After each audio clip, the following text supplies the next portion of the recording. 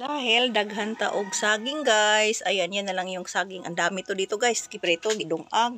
So may isa pang saging kami dito. Oh. So ngayon, ito, yun binabalatan ko.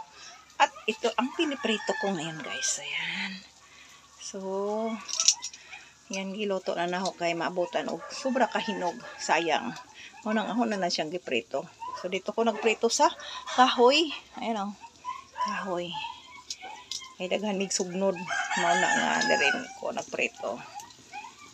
Ayan, so gitakpan na ako guys kay sobra pong init so dughan. Ayan oh, na ako ano nangitom na. Ana mo na yung gi tabon oh, hapit na ni si maluto. Ayan oh. Kanang hinahinay ra pud ang iyang kayo kay masunog man pud si oh, daghanon. Kung mudaghan na yang kayo kuhaan na to kay masunog.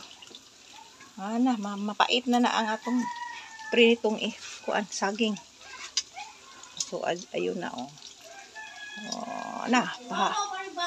Oh, ikaw, ibaw-baw ng bahaw diha, ah. Ayan, siya.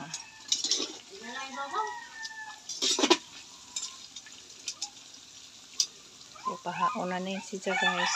Wala kong pulihan o bag-o. Diyan na po'y lain. Diya pa manok, pa mahurot. So, libre na snack. Libre na snack. Diha ni sa among likod nakuha ang sa kadako kayong bulig nga kuan saging ni sa among likod. Baho na si siyang haonon kay luto naman ning uban ani guys. Ayan oh. Ana siyang haonon. Ibot lang na to diri atong sauron kay makuha ang iyang mantika. Ayan. Ayan lutong-lutong siya kayo. So diha ibot lang. Okay. So, ganito. Libre na snack. Di na mo palit. Ayan. Lami na ni kaayo kanon. Hinog na.